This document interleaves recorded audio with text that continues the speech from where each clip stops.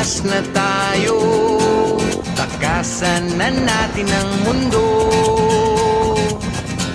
Magtago papalayo sa mas tahimik at payapang mundo.